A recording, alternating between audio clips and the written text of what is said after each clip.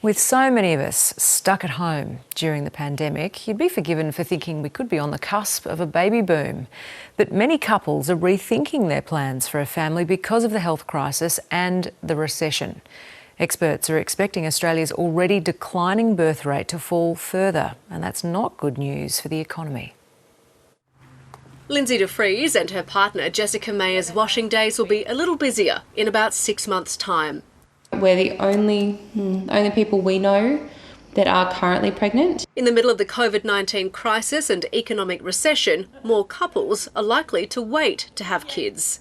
It's likely that we'll see people delay or possibly even forego during this next period of uncertainty and crisis because our basic needs aren't being met. Australia's birth rate is forecast to decline, just like it did in developed countries after the 1918 flu and the Great Depression, because of economic uncertainty and anxiety about health.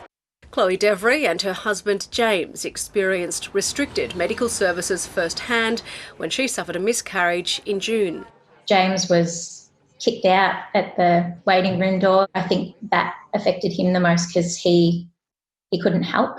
He had to leave and he was alone. Australia's falling birth rate has led to a stagnant natural population, the number of births minus the number of deaths each year.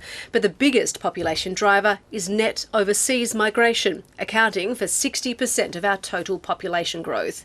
And with the international border closed, net overseas migration has stalled.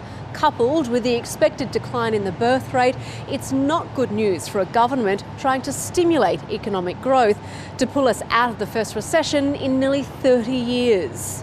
When you turn the tap off on migration, you do leave a big hole in the economy.